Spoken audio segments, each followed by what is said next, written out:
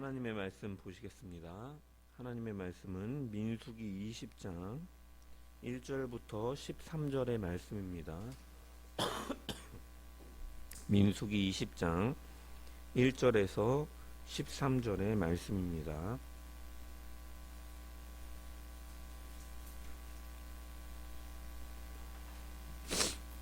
제가 하나님의 말씀을 봉독합니다. 첫째 달에 이스라엘 자손 곧 온 회중이 신광야에 이르러 백성이 가데스에 이르더니 미리암이 거기서 죽음에 거기에 장사되니라. 회중이 물이 없으므로 모세와 아론에게로 모여드니라. 백성이 모세와 다투어 말하여 이르되 우리 형제들이 여호와 앞에서 죽을 때에 우리도 죽었더라면 좋을 뻔하였도다. 너희가 어찌하여 여호와의 회중을 이 광야로 인도하여 우리와 우리 짐승이 다 여기서 죽게 하느냐? 너희가 어찌하여 우리를 애굽에서 나오게 하여 이 나쁜 곳으로 인도하였느냐? 이곳에는 파종할 곳이 없고 무화과도 없고 포도도 없고 석류도 없고 마실 물도 없도다. 모세와 아론이 회중 앞을 떠나 회막문에 이르러 엎드리매 여호와의 영광이 그들에게 나타나며 여호와께서 모세에게 말씀하여 이르시되 지팡이를 가지고 내 형 아론과 함께 회중을 모으고 그들의 목전에서 너희는 반석에게 명령하여 물을 내라 하라. 내가 그 반석이 물을 내게 하여 회중과 그들의 짐승에게 마시게 할지니라. 모세가 그 명령대로 여호와 앞에서 지팡이를 잡으니라. 모세와 아론이 회중을 그 반석 앞에 모으고 모세가 그들에게 이르되 반역한 너희여 들으라. 우리가 너희를 위하여 이 반석에서 물을 내려 하고 모세가 그의 손을 들어 그의 지팡이로 반석을 2번 치니 물이 많이 솟아나오므로 회중과 그들의 짐승이 마시니라.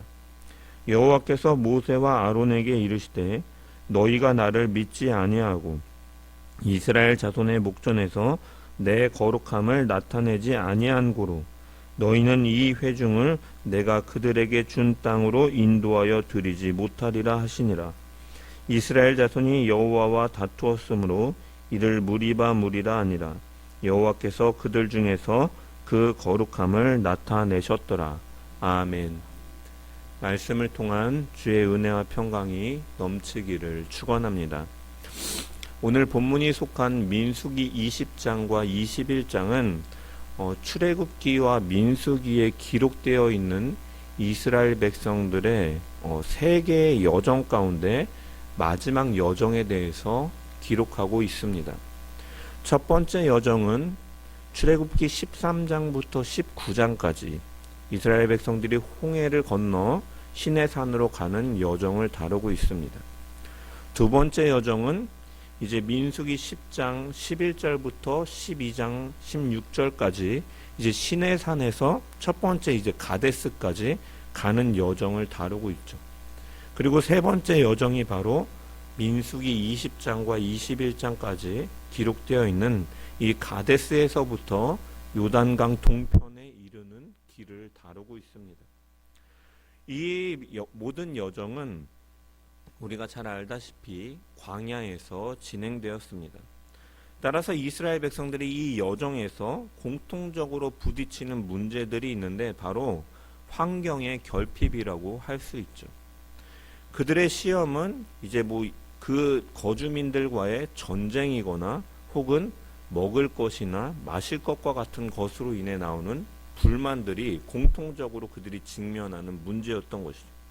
오늘 본문 역시도 그 중 하나인 물의 결핍 사건입니다.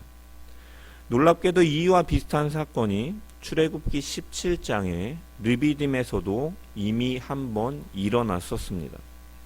출애굽기 17장은 홍해를 건넌 직후의 사건이고 민수기 20장은 이제 가나안 입구인 가데스에서 일어난 사건입니다. 즉 이스라엘은 광야의 시작과 끝에서 같은 시험을 맞이하고 있는 것이죠. 출애굽기 17장 1절을 보면 이렇게 기록되어 있습니다. 이스라엘 자손이 온 이스라엘 자손의 온 회중이 여호와의 명령대로 신 광야에서 떠나 그 노정대로 행하여 르비딤의 장막을 쳤으나 거기에는 백성이 마실 물이 없었더라. 이 르비딤이라는 지명은 제가 예전에 출애굽기 강해를 할 때도 한번 말씀드렸는데, 이 라파드라는 시원케 하다라는 이 단어에서 유래된 지명으로서 이 단어의 이 유래처럼 본래는 피로를 회복시키는 장소를 의미하는 것이죠. 하지만 이스라엘 백성들이 그곳에 도착했을 때 그곳에는 물이 없었다라고 기록되어 있고, 아마 그곳에 원래는 샘이나 이런 오아시스 같은 것들이 있었겠지만 가뭄으로 인해 말라 있을 가능성이 큰 상황이죠. 이스라엘 백성들은 당혹스러웠을 것입니다. 회복의 장소, 쉼을 주는 장소에 도착했는데 오히려 그곳에서 자신들을 맞이하는 것은 메마름 뿐이었기 때문이죠. 결국 그들의 절망은 분노로 바뀌게 되고, 그래서 출애굽기 17장 2절에 보면 백성이 모세와 다투어 이르되 우리에게 물을 주어 마시게 하라 라고 그들이 요구합니다. 원망합니다. 여기서 다투었다라는 말은 단순한 불평을 가리키는 것이 아니라 격렬한 논쟁, 그리고 공격적으로 대립하는 상황을 가리키는 단어이죠. 그래서 단순히 그들은 어려움 가운데 불만을 토로하는 그 감정적 표현뿐만이 아니라 그러한 격렬한 이 공격적으로 대립하는 가운데 모세를 공격하고 하나님이 주신 인도하심 자체도 의심하는 거예요. 그래서 3절에 보면 그들이 뭐라고 말하냐? 어찌하여 우리를 애굽에서 인도하여 내어 우리 자녀와 가축이 목말라 죽게 하느냐? 이 말의 본질은 하나님이 정말로 우리를 함께 하시는 분이 맞느냐? 우리를 사랑하시는 분이 맞느냐? 라고 하는 것이죠. 그래서 단순한 불만이 아니라 언약적인 신뢰의 흔들림이라고 할 수가 있는 거예요. 하나님은 그러한 이스라엘 백성들의 원망을 들으시면서 어떻게 반응하십니까? 진노하지 않으시고 은혜로 응답하시죠. 출애굽기 17장 6절에 보면 내가 호렙산에 있는 그 반석 위 거기서 너의 앞에 서리니 너는 그 반석을 치라. 그곳에서 물이 나오리니 백성이 마시리라. 하나님이 보시기엔 그들의 원망은 분명히 불신앙의 표현이었습니다. 하지만 이곳은 광야였죠. 생명이 유지되기 어려운 메마른 곳.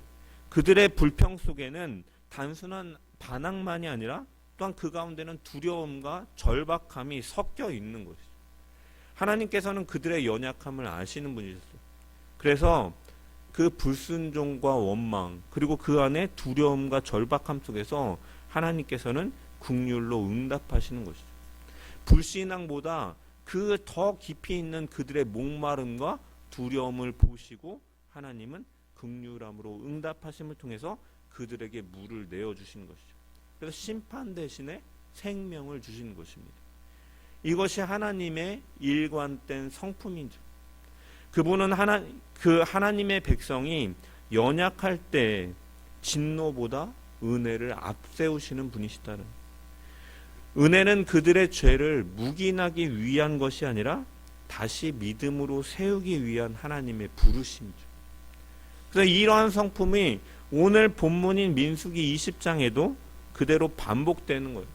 광야 40년이 지나서 또다시 물이 없을 때 하나님께서는 이번에도 진노로 응답하시는 것이 아니라 긍휼함으로 그들을 대하시는 거죠.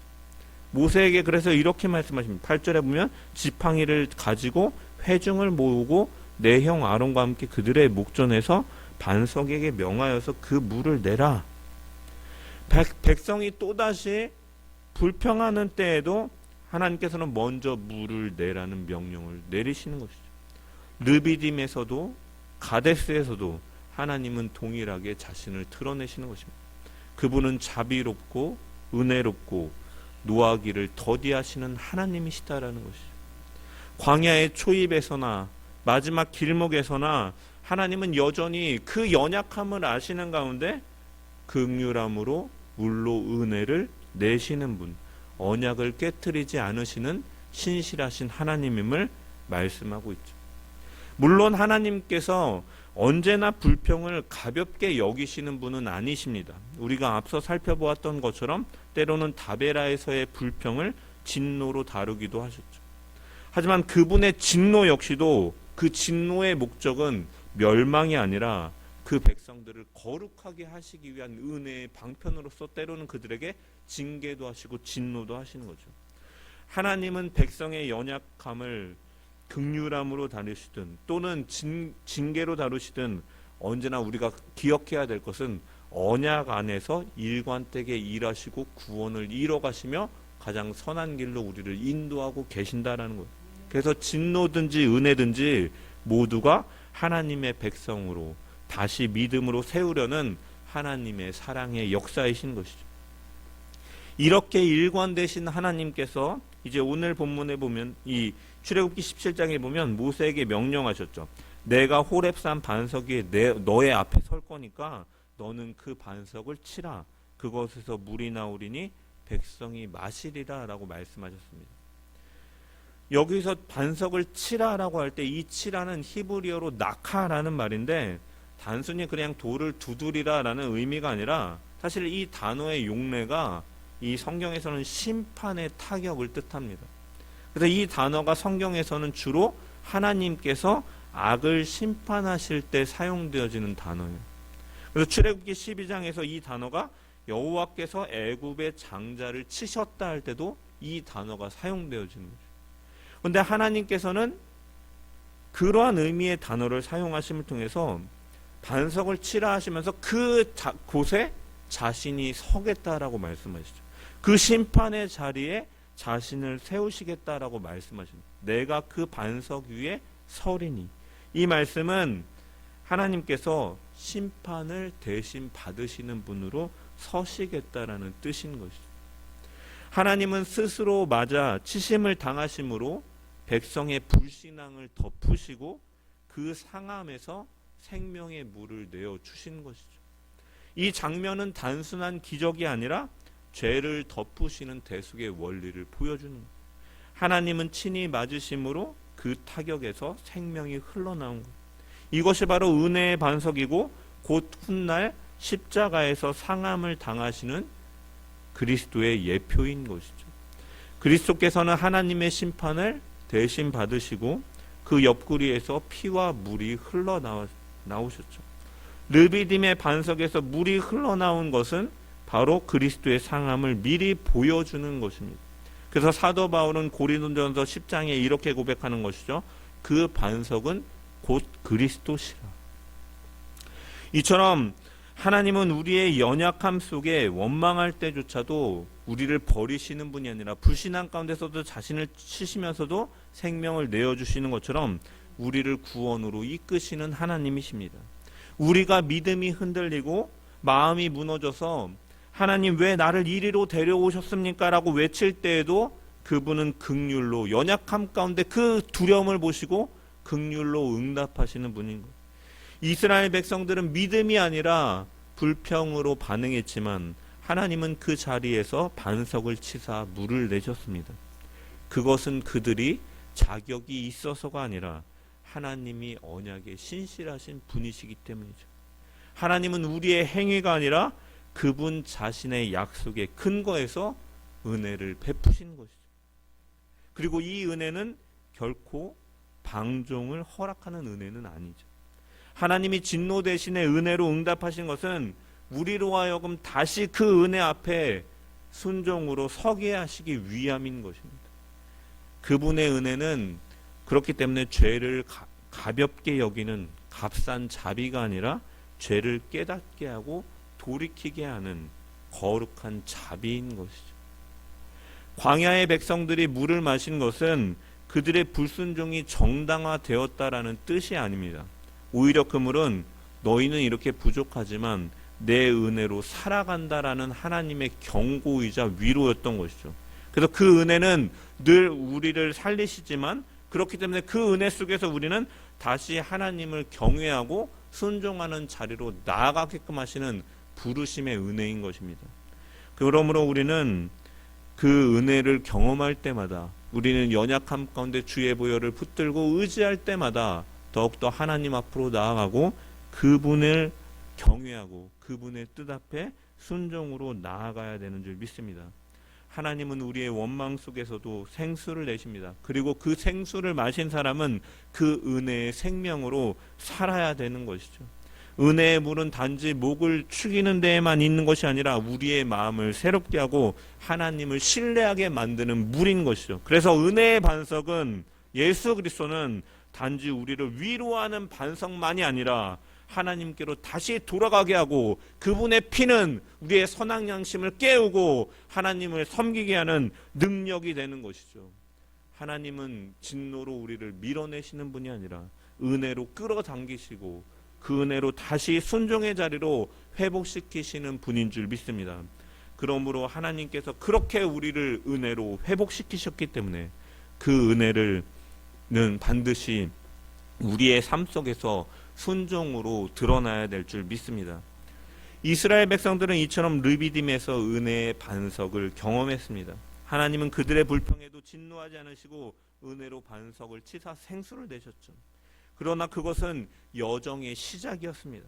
하나님은 은혜로 구원을 시작하셨지만 그 은혜는 그렇기 때문에 거룩으로 완성돼야만 되는 여정이었죠. 그래서 하나님께서는 오늘 본문의 모세에게도 말씀하십니다. 지팡이를, 8절에 보면 지팡이를 가지고 내 형 아론과 함께 그들의 목전에서 반석에게 명령하여 물을 내라. 이 말씀은 이 출애굽기 17장에서 물을 내라라는 것은 동일한 결과이지만 이 명령은 조금 다릅니다. 17장에서는 반석을 치라고 말씀하시지만 여기는 반석에게 명하여 물을 내라라고 말씀하고 계시죠. 이 치라라는 말은 앞서 말씀드린 것처럼 심판하거나 강하게 치는 것을 뜻하는 거예요. 그 반석은 하나님의 심판을 대신 받는 자리였고 그 타격에서 생명이 흘러나온 것이죠. 그래서 그 반석은 한 번 치심을 당한 은혜의 반석, 즉 하나님 자신이 맞아서 치심을 당하신 구속의 표징인 것이죠. 그런데 이제 하나님께서는 모세에게 다시 치라라고 말씀하시는 것이 아니라 말하라라고 말씀하고 계시죠. 말하다라는 것은 히브리어로 다바른데 선언하다, 명령하다라는 뜻이 있어요. 그래서 하나님은 이제 말씀의 순종을 요구하죠. 구원은 이미 하나님께서 예수 그리스도를 통해서 그 은혜로 생명을 얻게 하시고 살게 하셨으니까 그 은혜로 살아가는 자들의 연약함 속에서 우리가 행해야 될 것은 무엇이냐? 이제는 그 말씀 앞에 순종하는 모습이 나타나야 된다는 거죠. 왜? 이미 반석은 한번 쳐졌기 때문에. 즉 구속은 이미 완성된 사건이기 때문이에요. 이제는 다시 치는 행위가 아니라 그 구속의 은혜를 말씀의 순종으로 누리고 거룩을 이뤄가야 됨을 이 오늘 본문은 드러내고 계신 것이죠. 그렇기 때문에 하나님께서는 모세에게 이렇게 말씀하신 것이라고 할 수 있어요. 반석에게 명하라라는 것은 이제는 내가 말한 그대로 믿고 순종하는 것이 중요하다. 말씀 앞에 순종하는 것이 중요하다라는 의미로 이스라엘 백성들에게도 그렇게 말씀하고 계신 거죠. 그래서 하나님께서는 이제 은혜의 시작에서 은혜를 입은 자들이 이제 거룩한 성숙으로 나아가야 될 것, 구속의 은혜를 입은 자는 말씀의 순종으로 나아가야 될 것을 하나님께서 말씀하시는 것이죠. 그래서 우리는 여기서 성숙의 이 성숙한 순종의 단계를 볼 수가 있죠. 처음에는 은혜로 살게 하시지만 이제는 그 은혜에 의해서 말씀으로 사는 법을 하나님께서는 기대하시고 그 길로 인도하신다라는 것이에요. 그래서 말하다라는 것은 단순한 소리가 아니라 내 말을 신뢰하라, 그 말씀으로 순종하라라는 부르심이었던 거예요. 그래서 하나님께서는 반석을 치지 말고 반석에게 말하라라고 말씀하시는 거예요. 하지만 모세는 그 말씀대로 행하지 아니하였습니다. 10절의 말씀을 보면 이렇게 기록되어 있습니다. 모세와 아론이 회중을 그 반석 앞에 모으고 모세가 그들에게 이르되 반역한 너희여 들으라. 우리가 너희를 위하여 이 반석에서 물을 내려 하고 모세가 그의 손을 들어 그의 지팡이로 반석을 2번 치니 물이 많이 솟아나오므로 회중과 그들의 짐승이 마시니라. 하나님께서는 말하라라고 말씀하셨지만 모세는 분노에 찬 행동으로 응답하고 있죠. 그의 목소리에는 40년의 피로와 어떻게 보면 상처가 섞여 있는 것이에요. 이스라엘 백성들의 수없이 반복되는 불평을 감당해 오던 그의 마음이 이제 끝에도 야 너희는 여전히 이렇게 하느냐 이 반역한 너희여 라고 하면서 폭발하고 있는 것이죠. 문제는 그 분노였습니다. 하나님은 반석에게 말하라라고 하셨지만 모세는 백성에게 소리치고 있는 것이죠. 하나님께 순종하기보다는 사람에게 반응하고 있는 것이죠. 이것이 바로 성숙한 신앙의 경계선이에요. 우리가 아무리 오래 믿어도 하나님의 뜻보다 내 감정이 먼저 앞서 나가게 되면 그 순간 우리는 말씀에서 멀어지게 되는 것이죠. 모세는 믿음이 없던 자가 아니었습니다. 그는 하나님과 대면하던 자였죠. 그러나 누적된 감정과 그 피로 속에 그의 영적 판단이 흐려졌고 그렇기 때문에 그 감정 속에서 그의 열심은 순종으로 드러나는 것이 아니라 감정의 폭발로 나오게 되는 것이죠. 이렇게 행동한 모세에게 하나님은 말씀하십니다. 12절에 보면 여호와께서 모세와 아론에게 이르시되 너희가 나를 믿지 아니하고 이스라엘 자손의 목전에서 내 거룩함을 나타내지 아니한 고로 너희는 이 회중을 내가 그들에게 준 땅으로 인도하여 드리지 못하리라 하시니라.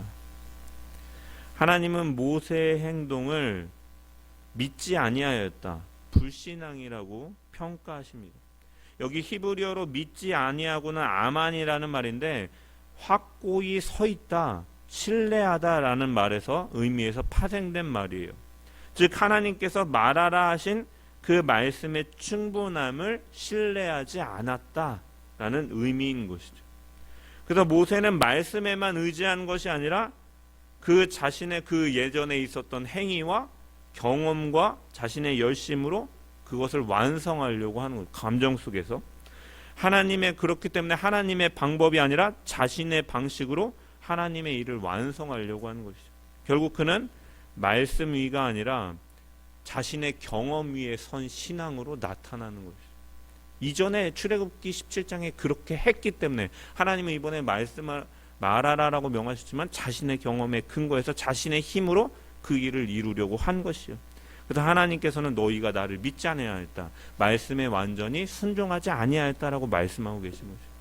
그리고 덧붙여서 하나님께서는 또 이렇게 말씀하십니다. 내 거룩함을 나타내지 아니하였다. 여기서 거룩함을 나타내다라는 것은 동사로 카다시인데 거룩하게 하다, 구별되게 보이다 라는 의미예요. 즉 하나님께서는 모세를 통해서 이스라엘 백성들에게 자신의 거룩하심, 곧 자비하심과 신실하심, 그리고 그 말씀의 권위를 드러내기를 원하셨던 것이죠.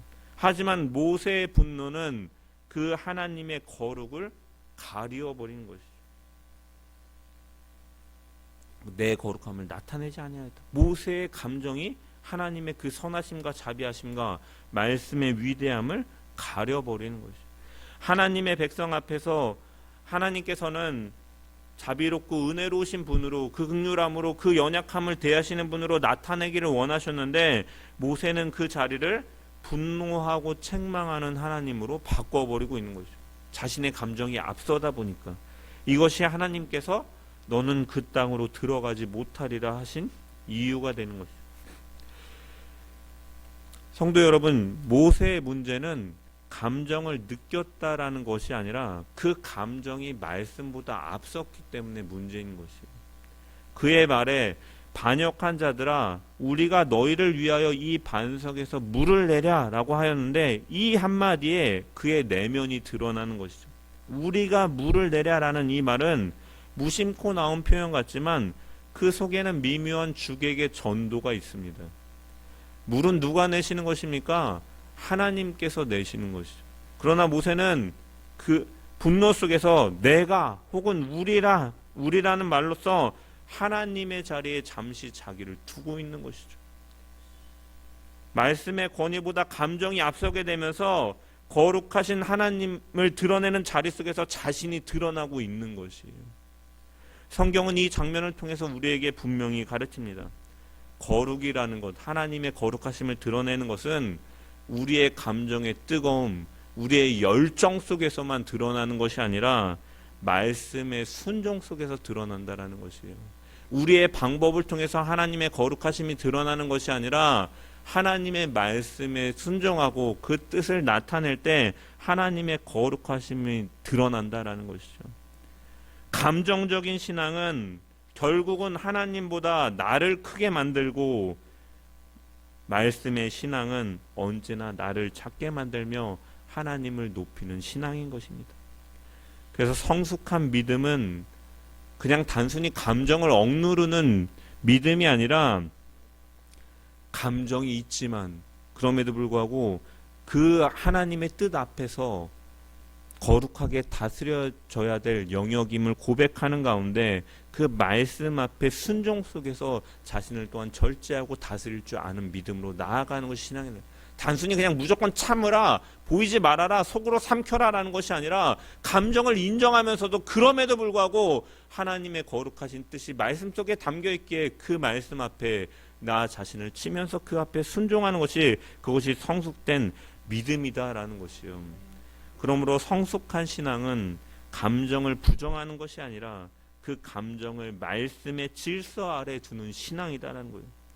분노도 슬픔도 눈물도 기쁨도 사실은 하나님께서 우리에게 의지를 가진 존재로, 지정의를 가진 존재로 만드셨기 때문에 가지고 있는 것이지만, 그것이 바로 말씀의 통제 아래 있을 때 거룩한 정서가 되어서 하나님을 영화롭게 하는 것인 줄 믿습니다. 그래서 미국의 영적 대붕을 이끌었던 조나단 에드워즈는 신앙 감정론이라는 책에서 이렇게 말하였어요. 참된 신앙은 반드시 참된 감정을 동반한다. 그러나 그 감정은 진리에 의해 인도받는 감정이어야 한다. 감정이 말씀을 앞서면 우리는 하나님 대신 자신을 드러내려 하는 것이죠. 그러나 감정이 말씀을 섬기면 그 감정은 하나님을 드러내는 거룩한 통로가 되는 줄 믿습니다. 그래서 우리도 모세처럼 신앙의 광야를 지날 때 때로는 감정이 말씀보다 먼저 움직일 때가 있죠.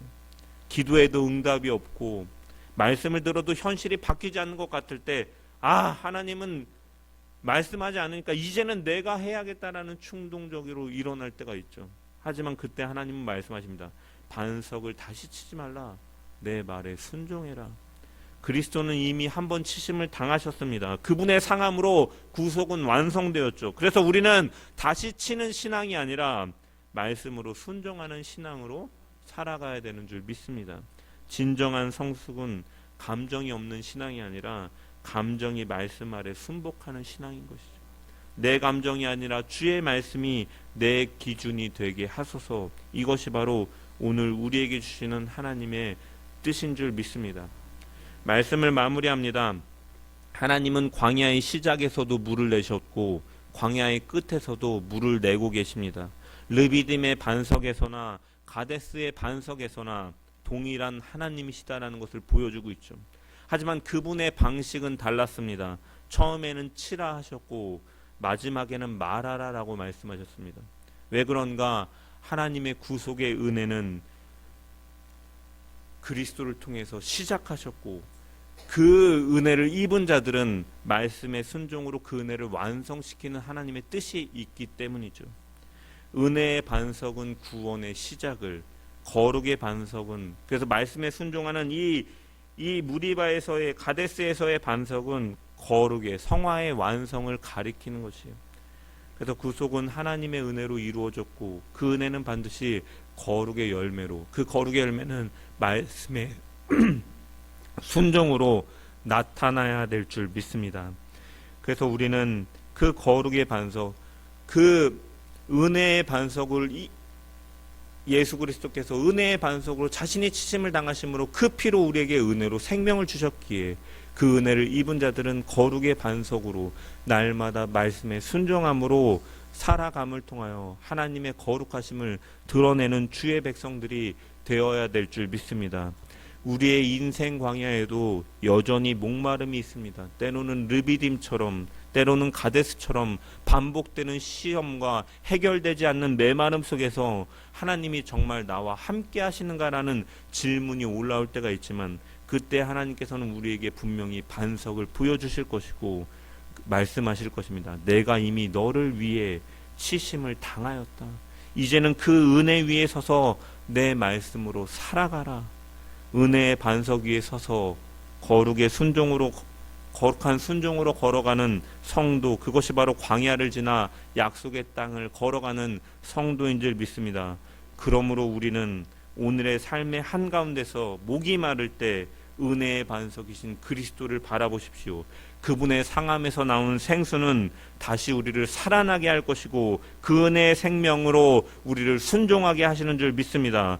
그 은혜 속에서 우리는 말씀에 순종해 나감으로 하나님의 거룩하심을 드러내고 그 광야의 길을 걸어나가 약속의 땅으로 걸어가는 주의 백성들 되기를 주님의 이름으로 간절히 축원합니다.